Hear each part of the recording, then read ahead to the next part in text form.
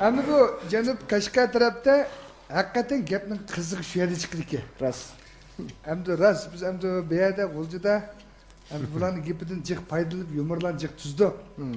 Men beshimda o'tkazdim bir dafar Qashqarda bo'lg'ashdim. Qashqarga bordim. Savodosh bolalar oldimga chiqdi. Kepse deb qo'limda bir yil so'm qo'ygandan keyin hozircha edash bir mashina chiqma bir oylik turlar. Bo'pti deb aylandik. Biroq putim bor edi. Mashina to'rayli. Mashina tushmayli desam, ha bo'ldi adash to'raldi deb bir taksi kel to'rdi bu. Shop to'xtab. Nega borlar? Yetkak boratdik. Chiqsalar. Sizga qo'p. Biz 5 qanday qilmaymiz? Biz 5 odam. Sen şoför hepsimen çıkıp durayım ha.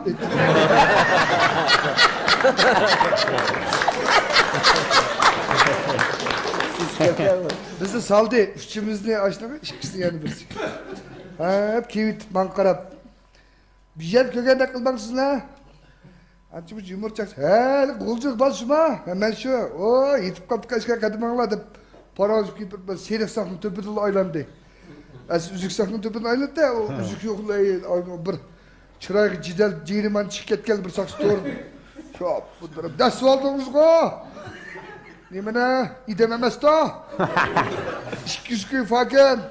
Nimen dersidim şu. Seyrek saklı ders aldınız go. Sa şoför bir şey çıkarıp sondum ha.